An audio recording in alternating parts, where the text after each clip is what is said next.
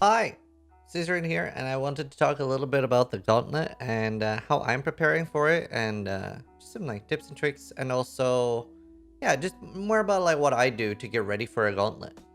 So again, a Gauntlet it's the race league that we're running. It's a private league. It's hardcore solo self-found, and pretty much every damage mod is on. Only thing that's different this gauntlet is that it's minus 20 res instead of minus 40, and that makes a huge difference early on. With minus 40, it would have been like really hard to do early rituals. Whereas, I know a lot of people are practicing doing rituals and stuff. And practice is really important for this because it's such a different, it's just so different from how you normally play the game. The thing that makes the largest amount of difference is the monsters fire multiple projectiles, because there are several monsters that shotgun, there are several monsters that do AoE overlap, and it can just basically end up being like an insane multiplier for the damage that has already multiplied a lot. Anything that has a physical base is insane in this. An example there is Ushabi. Her damage is all elemental, but it is physical with conversion. Same with the Maven. It's physical, but with conversion. So anything like that gets way stronger than it's supposed to be. So there's so many things that could one hit. Now, obviously, you're not going to be able to like know all of that unless you're a bit of a nerd like me and you start like actually researching every boss ability and opening up PoEDB and stuff and seeing, well, is it pure elemental or is it pure fizz? Something I like doing is I try to make like a mental list about what maps can I do, what maps can't I do. You want to be really careful with any boss with a projectile. Like Cemetery boss is really scary. It's the same boss as Grithkul, and she'll do her roar, and then those projectiles will fire 3 at a time. So something that might normally be easy to dodge, it's very hard, and it hits for a lot too because they're physical based. Another example is, for example, the Lookout boss. The Lookout boss it's a Kitava's Herald, and those with like additional projectiles is insane. And in a lot of these races, we've seen like people get very easily one-shot by Kitava's Heralds. Blight maps can be a lot scarier. The Kitava Herald Blight boss just like shits out an insane amount of projectiles. You basically just have to stand far enough away or you're dead.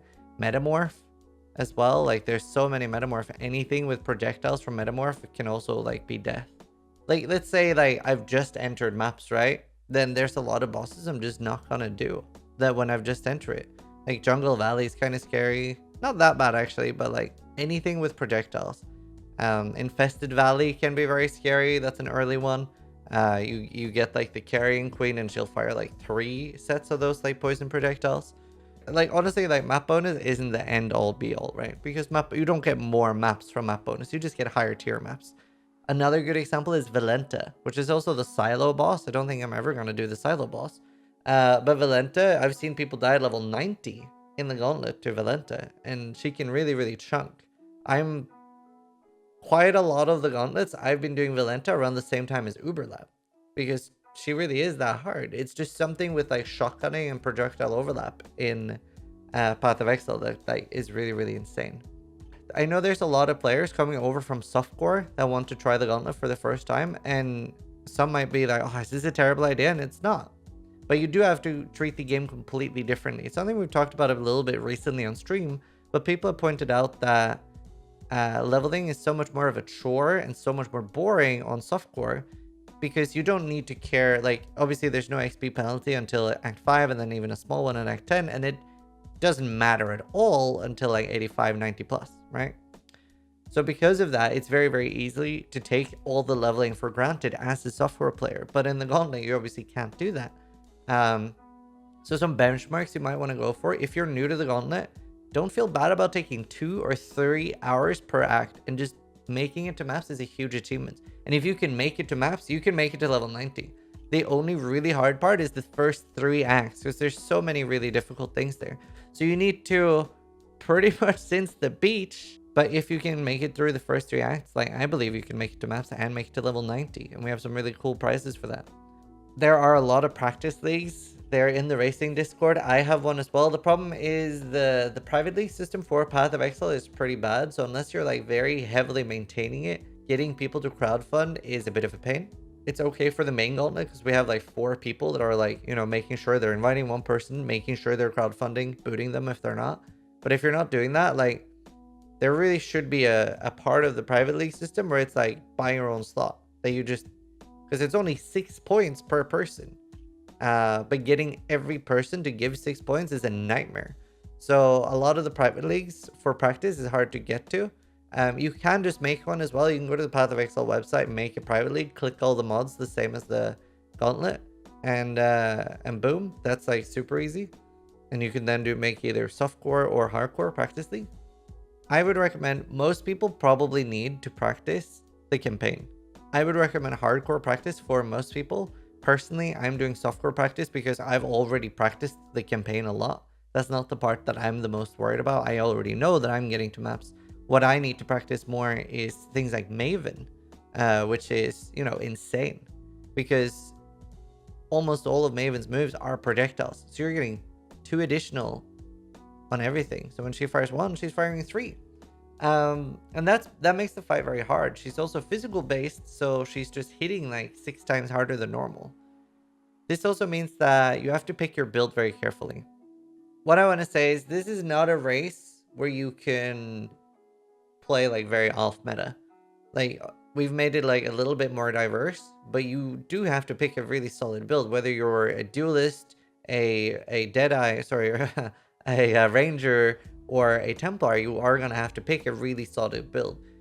Like, for example, we can talk about, there are several Chieftain builds or Inquisitor builds that are very solid endgame, but their mid-game or early game might be really sketchy. And that could be hard because if you can't get to the endgame, you're going to struggle.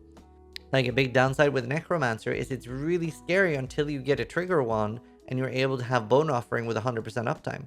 Because if you don't have 100% block, so many of the projectiles are scary. Champion is a great idea for a lot of people because you get Fortify so early and you can start stacking Fortify effect very early. And that's incredibly tanky. And you get a large amount of armor. So Champion is a very, very solid choice. But you have to try to think out every stage of the game is very important for the prep. You want to like make sure you know what you're doing for early game. Don't be afraid to respec and end up farming for regrets and stuff. What I'm trying to say is like each part that you're doing has its like own very, very special difficulty. Like every part is hard, but for different reasons.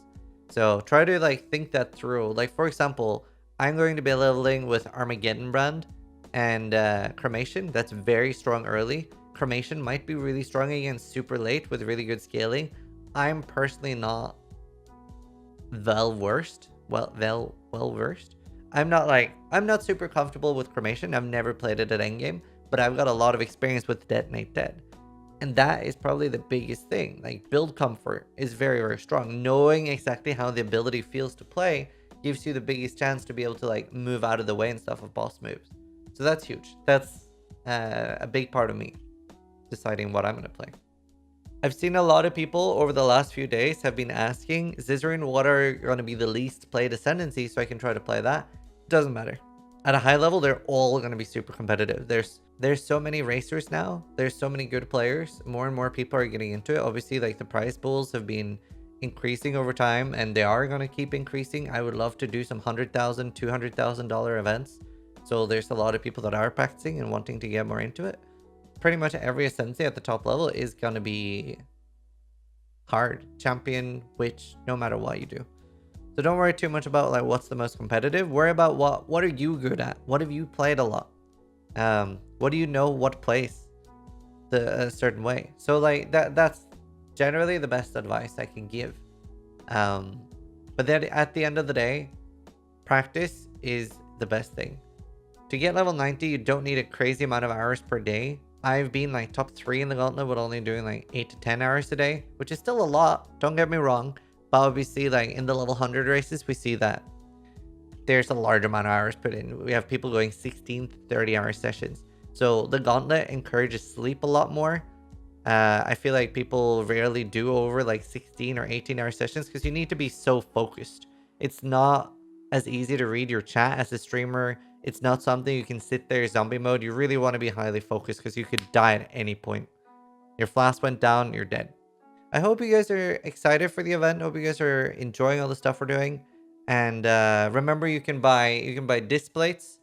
We have a special gauntlet disc plate as well if you want to support us organizing the events, and same with all the cool t-shirts we have. So again, hope you guys are enjoying everything. Thanks so much for all the support. Sub if you liked the video, but more importantly, try to die less than I do.